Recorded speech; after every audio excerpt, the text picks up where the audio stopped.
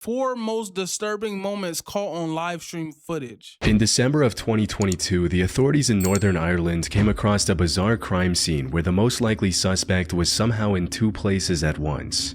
It all started on the 18th of December when Irish YouTuber VoteSaxon07, whose real identity is 33-year-old Stephen McCullen, live-streamed himself playing GTA Vice City.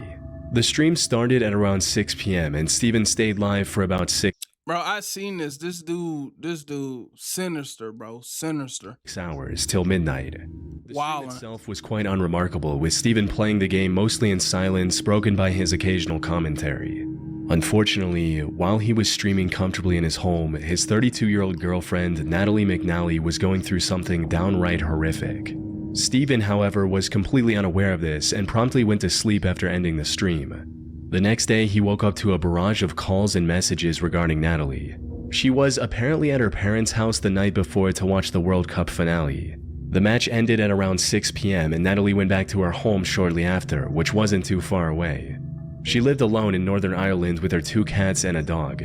However, the next day, no one could get through to Natalie. She didn't show up to work and wasn't picking up her phone either. At the time, she was also 15 weeks pregnant with Stephen's child. So when she went silent, her friends and family grew worried, fearing she was facing some health concerns. After learning about her absence and waiting a few hours for a response, Stephen went to her home, which was about 20 minutes away from his home in Lisburn. He the first dude I'm calling. He was too late. When Stephen arrived at Natalie's home, the door was wide open. Inside, he found hell no. She had been killed. Detectives from the major... I don't mean to be crass, but I don't know how somebody gets murdered in a house that's like these. Like this neighborhood, bro. Y'all supposed to have a neighborhood watch or something. How the f you do that in here? Her lifeless on the floor. She had been killed. Detectives from the major investigation team have now launched a murder investigation following the death of Natalie McNally in Lurgan. This follows the results of the post-mortem. The 32-year-old died a violent death, having been stabbed a number of times, and there are signs of defensive injuries. Post-mortem reports showed that she was killed on the night of December 18th, not long after she came back from her parents' home. However, investigators did not find any evidence of a forced entry into her from her parents. Mortem reports showed that she was killed on the night of December 18th, not long after she came back from her parents' home. However, investigators did not find any evidence of a forced entry into her home. This, combined with the fact that Stephen was the one who reported her death to the police, made him the lead suspect in her murder investigation, and he was arrested shortly after. However, this arrest didn't last long, because as the authorities quickly found out, Stephen had a strong alibi. According to the post-mortem report, Natalie was killed during the same time Stephen was live streaming from his home. Investigators looked through Natalie's phone and found the last text Stephen sent to her at 5:57 p.m. which read, "Right, I'm off to stream the night away, wish me luck." To which Natalie replied, "I might have a peek at your live stream later." This was enough to clear Stephen's name from any wrongdoing, but it left investigators with no clear direction on Yo, this dude's so sinister, bro. This nigga is so sinister. Where to look. Like, she was watching your lame ass stream and you gonna do this? This dude thought he was really like, he thought he knew something and cracked the code that nobody ever cracked before.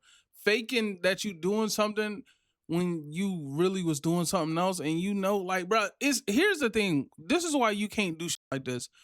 No matter what, in today's time that we live in, there's cameras and there's just all type of stuff that's tracking you at all times and looking for you. Oh, that's his car doing this. Even with the live stream, like, bro, if I ran a rerun to my chat right now, and I only got a couple people in this.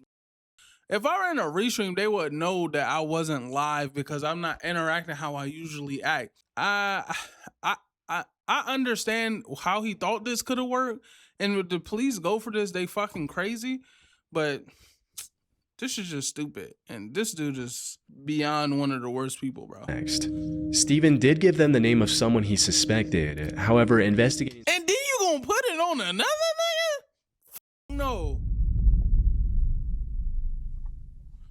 The fact that you did it and you putting it on somebody else, you can't even just be like, I don't know what happened.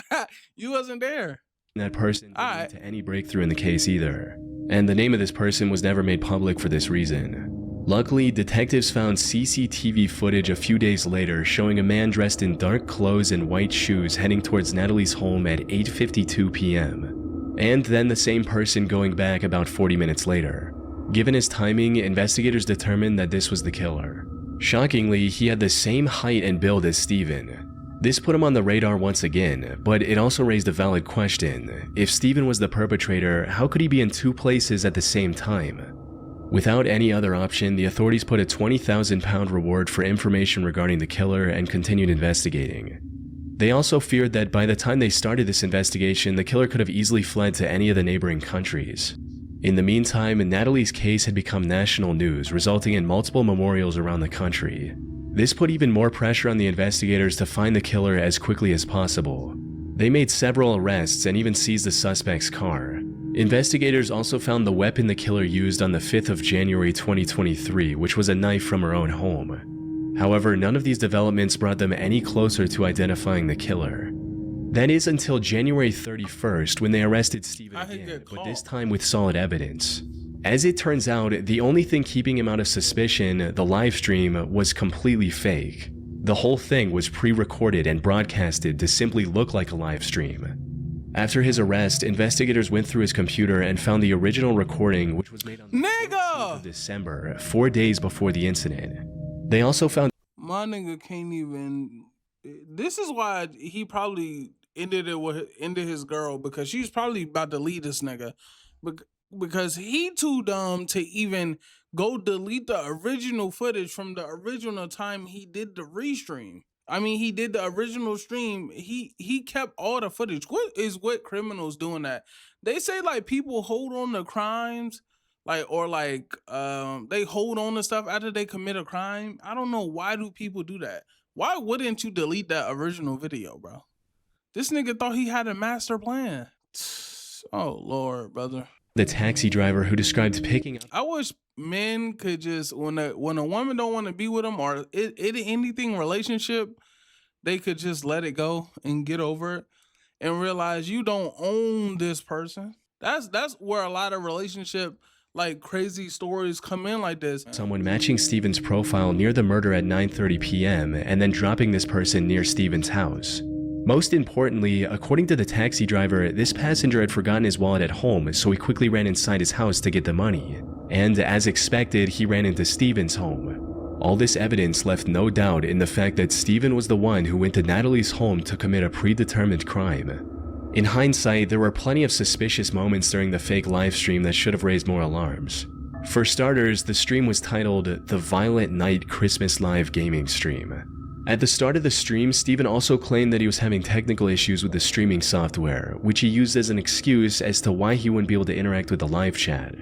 Well, because this streaming software is kind of up the left, it means I can't check the live chat, which is a real shame. So, by all means, talk amongst yourselves. This ensured that no one questioned why he wasn't talking with his viewers, which is essentially the whole point of doing a stream instead of posting a pre-recorded video. At the start of the stream, Steven made sure to repeatedly mention what day it was. Hello to all on this glorious Sunday evening. So I just thought, why not? I'm gonna do a live stream because this day next week is Christmas.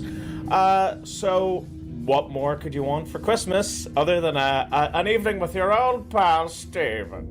This was likely an effort to make his alibi stronger and to say, look, I was streaming the same night. I even mentioned the day at the beginning. On top of that, many moments in the stream also took on a far more disturbing meaning after the truth came out. Like him singing about killing someone in-game, which can also be interpreted as him cryptically talking about his girlfriend. I need to kill it. I need to take her down. 'Cause I won't pass the mission if I don't get this guitar. Tra-la-la. At another point during the stream, he makes a pun that sounds like Natalie's name and finds it unusually amusing. Yeah, that's physics. That's what would happen in the real world. Absolutely. Absolutely. The most creepy moment, however, was about halfway through the stream. While he was on break, suddenly the Livestream Back Soon graphic switched with a poster of a James Bond movie called No Time to Die.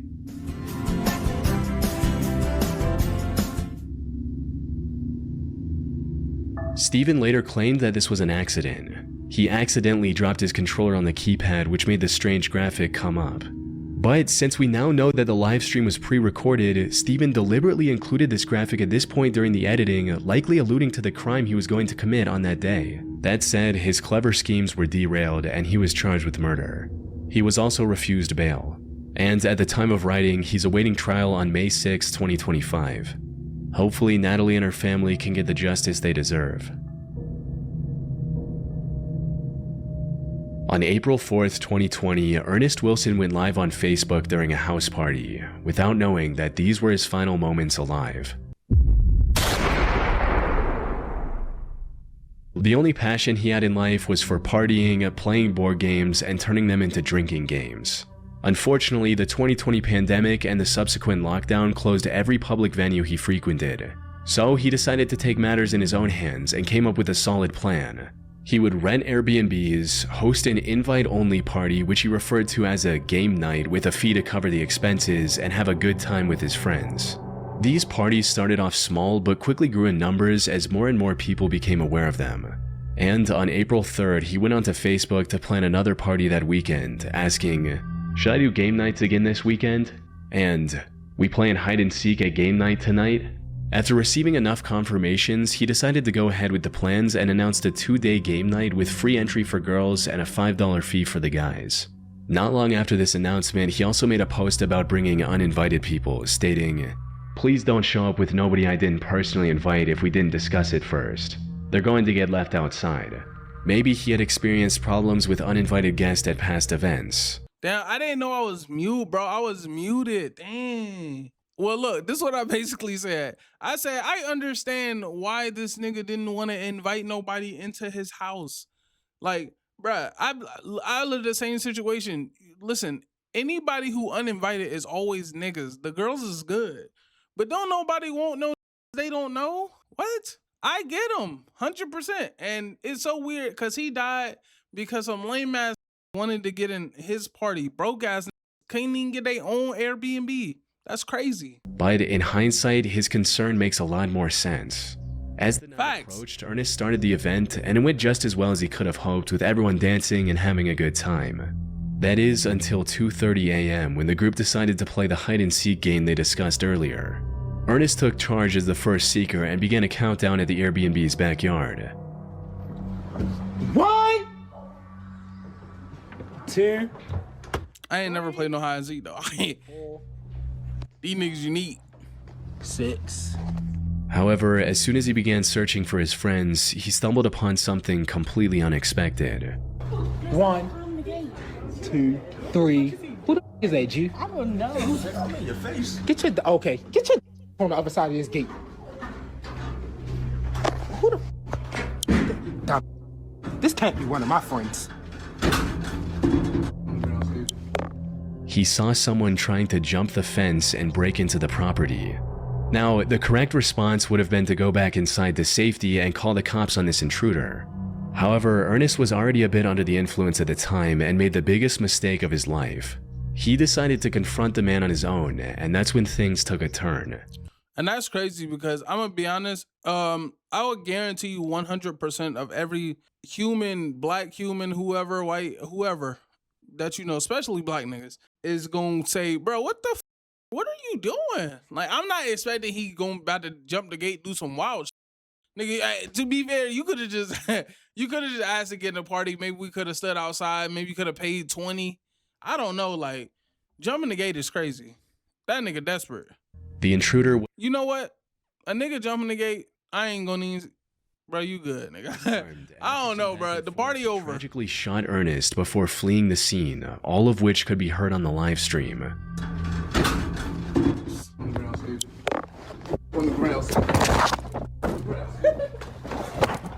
Hey, Pard! The police arrived at the property at 2:45 What the a.m., hell? where they found Ernest lying in a pool of his own blood. According to the few statements that were released to the public, this appeared to be a case of a robbery gone wrong. However, some believe there was more to the story. This is Gotta be. during Ernest's struggle with the intruder, a girl can be heard laughing in the background. Not a back door? Fuck no. Bro, I swear to God, yo, I swear to God. Just like with that YMW Melly case, I promise you, girls gotta start. She only got like 15 years. That's crazy, right? Not YMW Melly, it was Julio Fulio. She got like 15 years. That's not enough. Bro, the girls who set up, they gotta get life with them, bro. No. That's so crazy. I don't know why women do that. I can't get in the brain of somebody who would say, I'm gonna set up to get robbed, knowing that it could possibly turn into something else. Right? Like if you bring in a gun, there's only a couple of things gonna happen. It's a couple options that's about to go down. And you don't know the type of nigga who want a bitch to set them up so they could go rob is definitely the type of person who would shoot a nigga. Like, girls be just not thinking, and then they be in court crying and shit. Like, bro, you knew what you was doing. As the story goes, this girl was an accomplice of the intruder who planned to either rob the place Fucking backdoor. for some reason, with one person on YouTube writing, "That girl tried to let someone in the front door, or she knew who tried coming through the door. Once discovering it was locked, she told them to hop the fence as clear as day. I would start with her boyfriend." Unfortunately, from what I can find, the police never caught the suspect, and Ernest's case remains open to this day. That's sad as fuck. So, whatever their motive was, I doubt we'll ever know, especially 5 years later. Well, now you got me calling her back, though. On September 7th, 2024, a 32-year-old man by the name of Joseph Couch opened fire on vehicles traveling down I-75 near the city of London, Kentucky.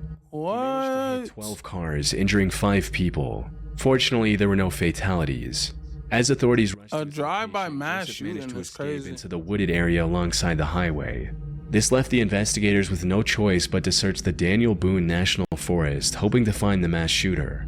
In the meantime, they also began looking into Joseph's past and made some chilling discoveries. He served in the Army Reserve from 2013 to 2019 before receiving an honorable discharge due to him developing PTSD. More importantly, this wasn't his first entanglement with law enforcement. Back in 2015, he was arrested for throwing a rock at a dog and then pointing an AR-15 at its owner. Joseph had to pay $1,000 for bail, and the case was later dismissed a few months later. However, the same year he was arrested again. This And y'all let him keep his gun after that? time for supplying a minor with alcohol and vandalizing private property. Joseph! This resulted in him having to spend 6 months in jail, alongside 200 hours of community service and a $1,500 fine. All of this highlighted just how mentally unstable he was.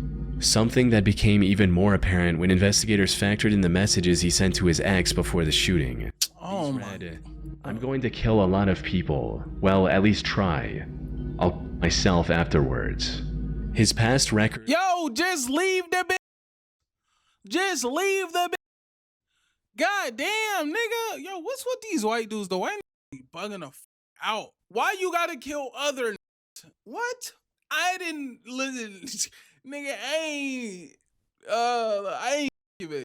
Okay? I don't know who she fucking with. I don't know what happened between y'all.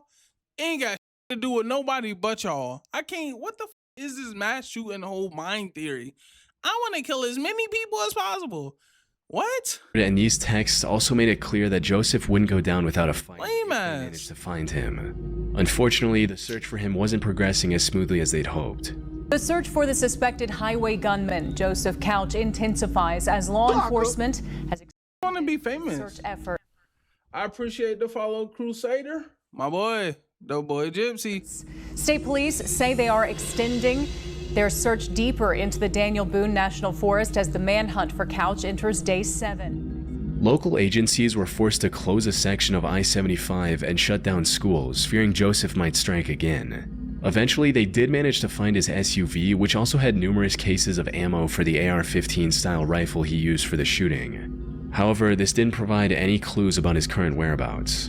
In a I feel like if you get in a situation where you throw a rock at a dog and then pull a AR out at the owner, they should take your fucking guns. I'm gonna be honest, if you wear fucking camouflage and you do some shit like that, that's a double plus negative. We taking your shit. Facts. These niggas just got something, they gotta look to them. You know what I'm saying?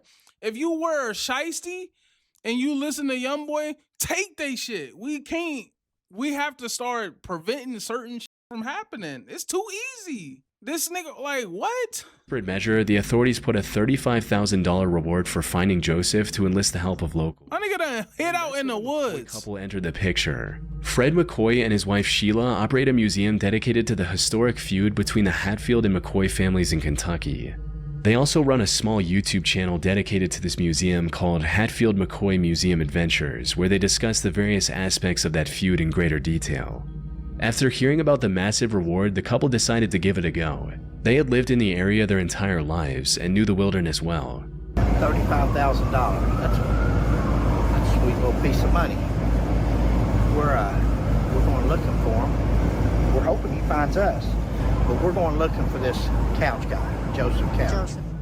They also decided to live stream their adventure through the Kentucky forest on YouTube. They Ah, have an instant record of whatever they find. this is bad They though. truly believed they could find him, and luck was on their side. Because during one of their live-streamed expeditions, Fred noticed a whole bunch of vultures hovering over the same area, possibly Wait. indicating a rotting corpse nearby.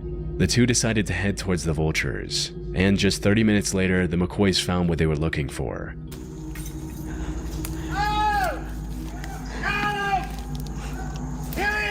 You found him? Oh, my We found the march. I'm coming. Oh, my Lanta, you found him? No. Oh, my Lanta. They immediately alerted the authorities, who used DNA testing to confirm the body was indeed Joseph Couch. A later autopsy report also confirmed that he went through with the plan he talked about in his Damn, he shot After himself. 13 days of searching, the I-75 shooter mystery finally came to a close, ending the man. Do we still get that bread? I'm gonna be honest. Hear me out. I think they still deserve that $35,000. We did indeed find this nigga. He not going to jail, but we did find him. I need that. Hunt and easing the fear of Joseph still being. Damn, Joseph. Brother, go to therapy. On October 28, 2019, a 47-year-old Japanese man named Tetsu Shiohara live streamed himself climbing Mount Fuji. And what was supposed to be nothing more than a fun stream quickly turned into an avoidable tragedy. You see, Tetsu had been climbing Mount Fuji since 2017 and had already reached the summit many times. However, all of those previous expeditions were during the climbing season, which stretches from July to mid-September. And while it's not an easy task, it's far safer during these months with maintained trails, milder weather, and resting huts along the way that also sell essential supplies like food and oxygen cans. So when Tetsu decided to climb the mountain in late October, it was already covered in thick, slippery snow. And the conditions were far harsher than he could have imagined, with winds reaching up to 60 miles per hour. All of the resting spots on the mountain were also closed for the off-season. But despite this being his first off-season climb, the unfavorable conditions did not deter Tetsu. He was determined to reach Did he make it? and make it back in a single day. Unfortunately, the stream didn't get off to a good start, as he forgot to bring essentials like thicker socks to keep his feet warm and Bro, to prevent his shoes from slipping. 待て、ソックス。あ、靴下。あれ？ my boy thought he had a video. いや違う違う。バスバス。何が？ちょっと待って。 Later, he also commented on how he didn't bring any food with him to avoid making his backpack too heavy. But as the climb continued, not having food became the least of his worries, as he quickly realized the snow that day was deeper than he could have imagined. On his way to the top, he passed several points where the trail had collapsed due to bad weather. Oh, no. His viewers started to notice how dangerous things were getting as well, and began urging him to turn back before reaching the summit. If it get dangerous, そうやね。そうやね。 bro, でも山頂まで行けちゃうと思うよ。he bugging out. However, he ignored all the warning signs and pressed on with the hike. And by sheer willpower, actually managed to get close to the summit. Sadly, this is where his luck ran out. While treading through a particularly steep section of the trail, Tetsu slipped and fell down the mountainside. 外埋まってんだけど雪で。お You clean that cup out? ここも危ないね。ちょっとね斜面。あ、滑る。 Tetsu! Oh, he out of there. Oh, no, no, Seconds no. after slipping, his phone hit a rock and turned off, ending the live stream. His viewers immediately alerted the authorities. However, due to the harsh conditions, it took rescue workers 2 days to locate Tetsu's body. They found it severely dismembered, 2,300 feet below the point where he'd slipped. Now, for most people, this was an open and shut case of an inexperienced and underprepared person misjudging the dangers of Mount Fuji. But I came across some interesting theories regarding the situation. For example, one person stated, I don't think he wanted to go exactly how/where he did on the mountain, but if you ever saw the live stream, you'd know that he definitely was planning on doing it, probably at the top. The chat was begging him to turn back, and he made constant, likely deliberate references to not being fully equipped. Additionally, he had a very ample and generous amount of time to turn around if it had purely been a mistake, with the last few people he met warning him to not go any further. In other words, Tetsu intended to end everything that day. The missing equipment was a deliberate decision, not an oversight. Although there's no evidence to prove this theory, and we'll never I know doubt for that. sure if this was actually. That sounds like a straight cap. I don't think he definitely didn't do that, bro. There's no way. It just seemed like he thought he was going to go up there and come back down in the same day. If you, like, sometimes you will meet hikers and they just be on some, they really good hikers. They can get up and get down. Like, I live near Stone Mountain. People get up and get down that mountain every day. One run, 15 minutes, 7 minutes. Like, I think he was just overconfident, overzealous, and he fucked himself over, man. Whoa, but that was the 4 most disturbing moments caught on live stream chat.